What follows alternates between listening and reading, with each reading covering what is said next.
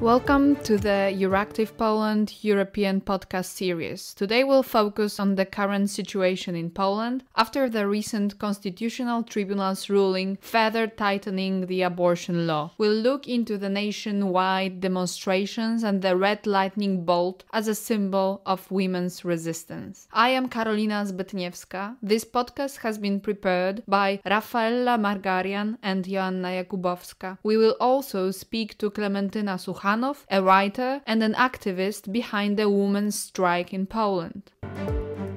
Major Polish cities are crowded with protesters chanting anti-government slogans. It has been more than 2 weeks of demonstrations against the near-total ban on abortion. On October 22nd, the Polish Constitutional Tribunal declared that the 1993 Act, which allows abortion in cases of severe fetal abnormalities, violates the Polish constitution and allows eugenic practices. According to the new ruling, terminating pregnancies will only be permitted in around 2% of all the abortion cases performed in Poland, which are the rape, incest, and mother's life or health being in danger.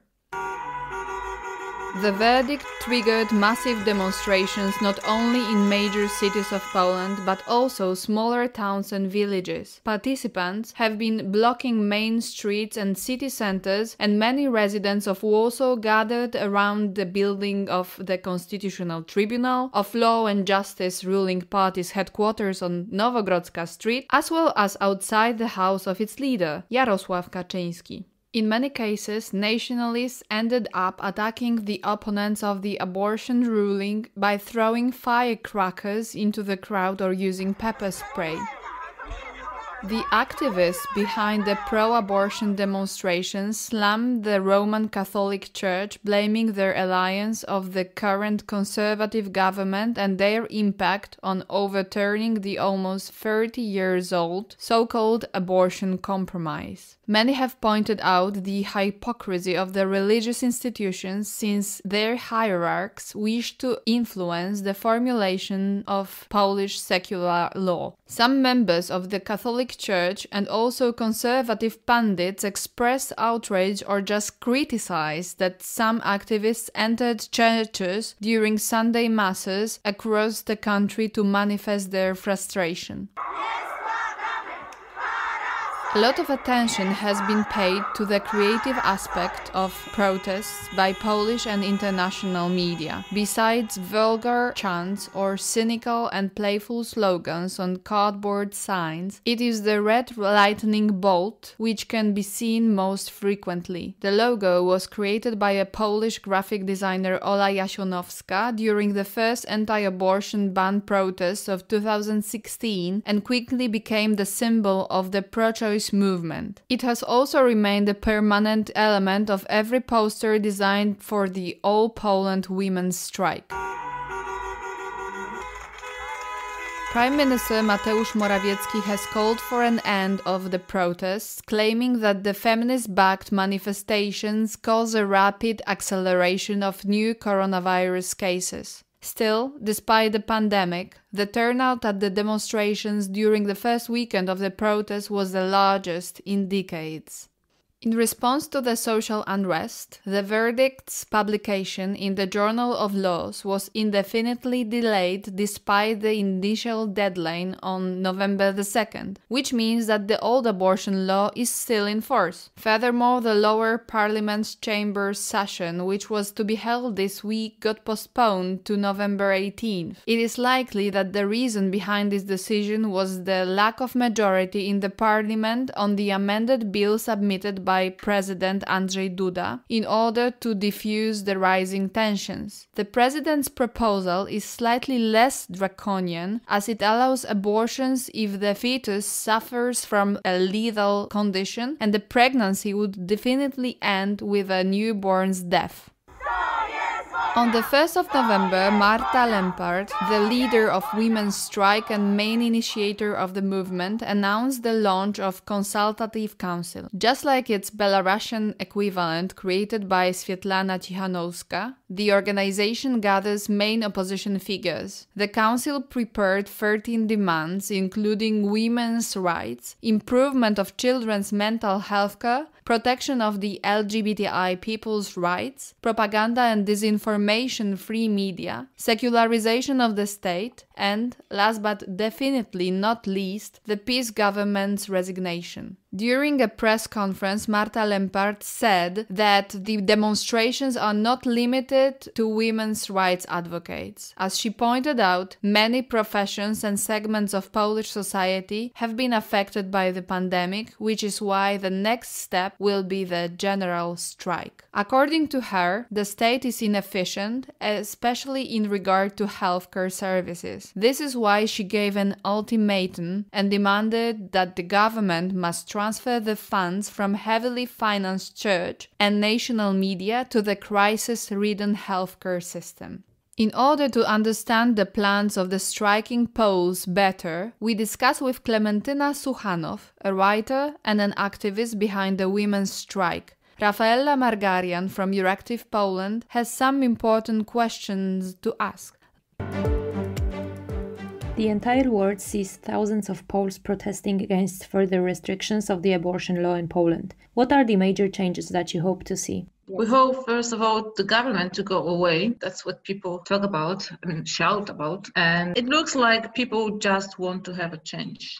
It's about everything right now. It started with the abortion as an incentive for expressing this anger. But right now, it's about everything. It's about artists. It's about healthcare system, inefficient in the times of pandemic, and many other issues. Hate towards LGBT people, the whole educational system. It's about women's rights, of course. And it's very massive right now. Are you worried that the initial focus on the access to abortion is being overpowered and replaced with more general anti-governmental slogans?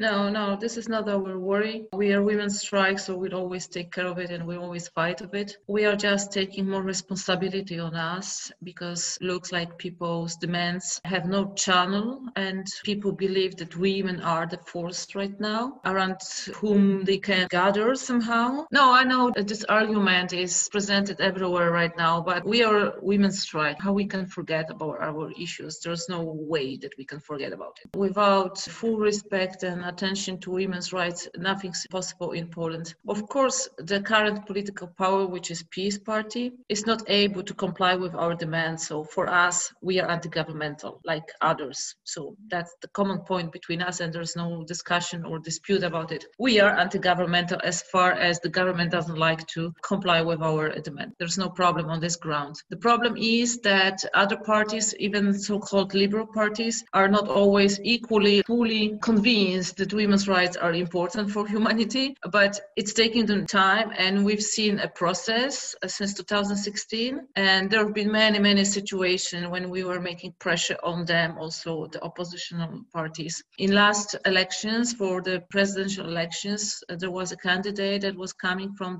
one of those parties, the Civic Platform, Rafał Trzaskowski, on whose agenda women's rights were the first point on the list. It shows that this issue becomes more and more important and more understood in those circles. However, there's always room for more progress, and we'll be working on that. We are not a movement that's making pressure only on the ruling party. We are making pressure on all the parties at the same time.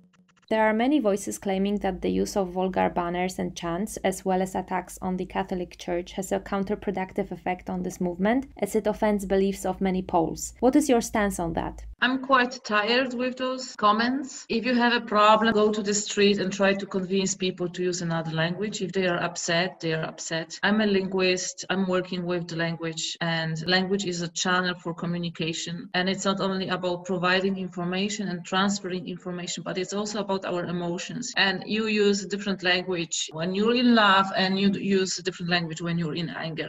That's very simple. Language is rich in different forms of expressions. I would rather rather reverse this situation and say, listen, instead of paying attention to the language that people use, try to pay more attention to their emotions, because this is what matters here. The times of being proper and nice are over, and that's one of our slogans within the women's strike. We very soon decided to use more bold language to create a contrast between the lies of the government, the polite words they use that cover actually bad intentions, and to be more expressive and using street language. And that's our tactic, in fact, also because this war is also about language. How would the protests be conducted in case of further restrictions due to COVID-19 pandemic imposed by the Polish government? The protest started in the pandemic time and we have more restrictions, okay, but it doesn't look like people want to resign from their freedom of expression. If they took this risk in times when health and even life is at risk, put at risk by COVID, that's showing quite a lot about humanity, I say,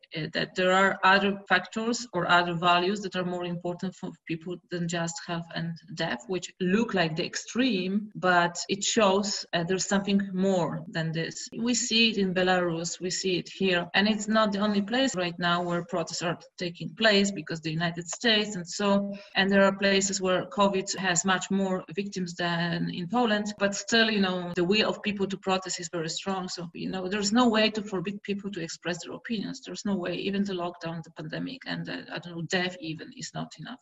My last question is, how can the European community support Polish people in fighting back for the women's freedom of choice and against one of the strictest abortion laws in the European Union?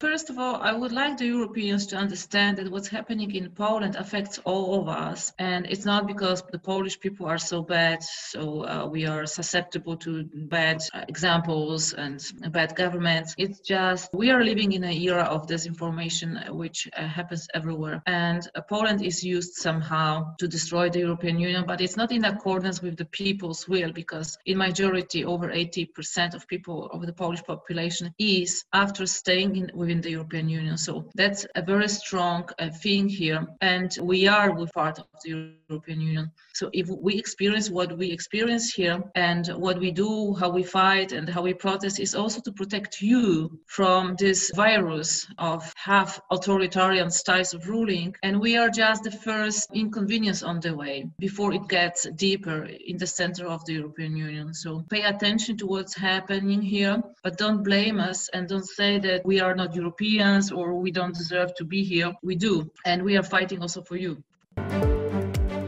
Despite the worldwide pandemic, false portrayal of the activists by the national media, threats and attempts of fear-mongering coming from the government, the church or the nationalist groups, the demonstrators continue to regularly take to the streets and show a spirit of solidarity and inclusion more than ever. This is a clear sign that the protests are not only about the war against women, as the women's strike like to describe the law and justice's actions, but also they show the urgence of systemic changes previously overlooked by the ruling party. Thank you very much. It was the European podcast by Euractiv Poland. Please follow us on SoundCloud and Spotify and stay tuned for the next episodes. Goodbye.